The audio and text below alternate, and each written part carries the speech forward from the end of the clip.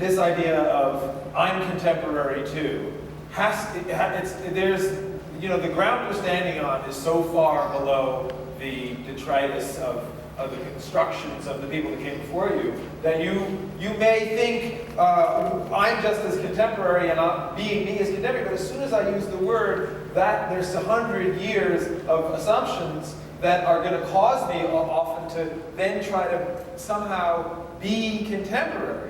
That's what I worry about, because underneath there's this whole construction going all the way back to the beginning of the 19th century, or maybe the end of the 18th century, about the idea of progress, and it's connected to modernism. The idea that progress is necessary. The philosophical root of so much of this is real thoughts about history and how history develops, and that legitimacy is only, you only have your legitimacy through your participation in some kind of march through time. But not just the march in the pack, but the way, especially Alfred Barr, coming through that Hegelian worldview is, you got to be at the front. You got to be at the front of the arrow. And that's so strong. And even the rejecting it, that's coming back to my other point.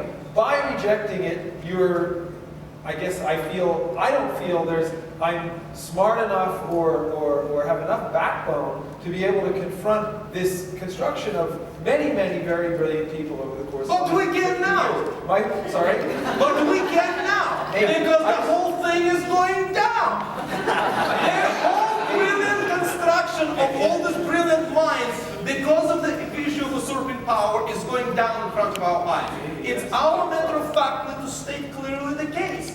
It's great. We can just enjoy it. We can have a drink, seeing them going down. But we can say what it is. Listen, everybody in this room, who has led the fight for that an art of our day can be considered significant and beautiful and spiritual?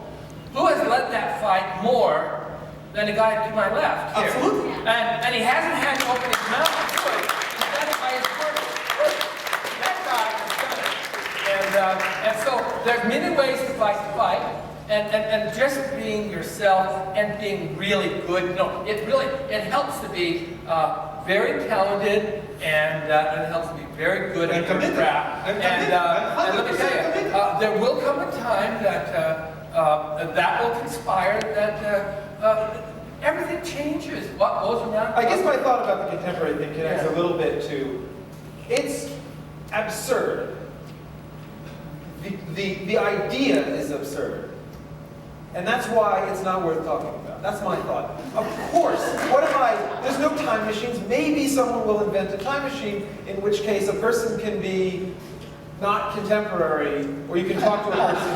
But it's one of those very peculiar intellectual confabulations that we confront. You mean it's a truism? Language that doesn't mean anything. You mean it's a truism who is not contemporary? Of course. And so the thing is, I don't want to claim to be something.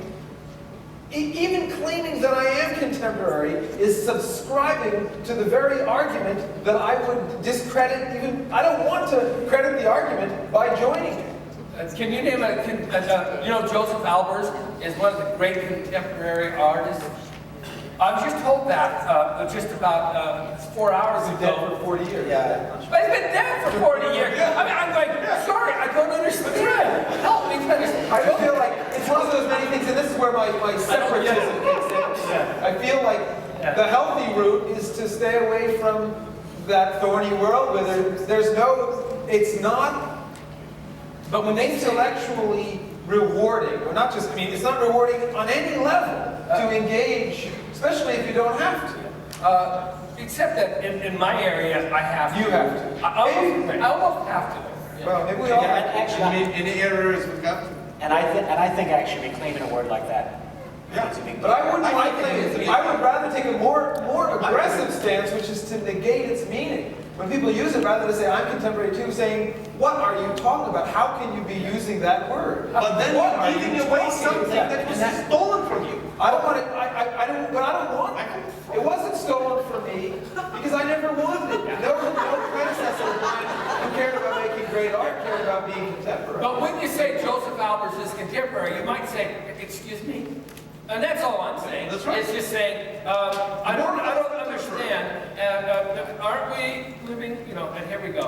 And that's enough. And that's enough of having to worry about contemporary. It's just to not let It's just it fighting over get something away you didn't with even want in the first some place. imagination. That's what I'm worried about. And then you've accepted the terms, you've accepted, it's like in military strategy, you don't want to fight on the field that the other It's generals actually are. quite opposite. What it says, the implications of that are enormous. It makes that the entire structure of institutions built with the big word contemporary of them are false. Right? And this is already a public matter. It's not a matter that I decide to withdraw or not. This is a matter of public trust and misuse of that trust by power. You know, it's all fine to be or not to be, but if their authority, and I'm coming again from my understanding, is using that as a weapon of discredit and a weapon of establish, and by taking something that belongs to us collectively and promoting essentially their financial interest based on that. I have a problem with that, and I'll shoot at them. And I have to say, you know, for museums of contemporary art in this country, which are supported through tax subsidies, not to include your work is a crime. It's the people's money. It's exactly the People's money, yeah. The implications are phenomenal. They're saying you don't exist in our time. That's right. I have to make a confession. 20 years ago, now I'll tell you if you'll promise not to tell anybody else, okay? I took a grant from the National Endowment for the Arts from the Springfield Museum of Art. I ruined the day I ever did to take that governmental prize and to be beholding. What did they make you do for that? I had to turn it to a pretzel. Just to do it, and I had to lie, and you know, everything. It was great. And so I never wanted government. What's the government having the National Endowment for the Arts spending money in? They shouldn't be doing this. It's unconstitutional. But having said that, that's the official money that goes. And it's really galling because, except when they do a concert, I mean a symphony or maybe a Rembrandt show, but when they do contemporary art, living art, it's always has an aesthetic bias against my aesthetic bias, and I'd like to have, you know, I mean, I guess You have aesthetic bias. yeah, I have aesthetic bias. As long They as do. one is not great, Mine's- music is I don't not. see what's wrong with mine, but all the money goes, 99% of the money. I mean, I don't think Norman Rockwell would ever get a grant from the, you know, if he was alive today. If he was alive today, he'd roll over in his grave. Of course, he wouldn't need to be in the grave. Next question. Just checking. What aspects of the newly emerging realist movement are the most fascinating to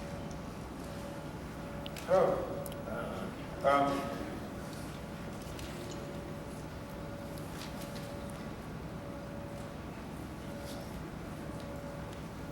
Dead air. I think I've been thinking an awful lot about a particular subsection, or a little narrow piece, which is the enthusiasts of traditional revival who are looking to work without any use of photography. And I've been formulating some idea of making a little, you know, open to all club, you know, which, I mean, just to say that there's such a thing, and that's really, I mean, it's been on my mind a lot. I feel like it's not in any way to, you know, to make a hard line that people should cross it whenever they want. But I feel like that's what I'm really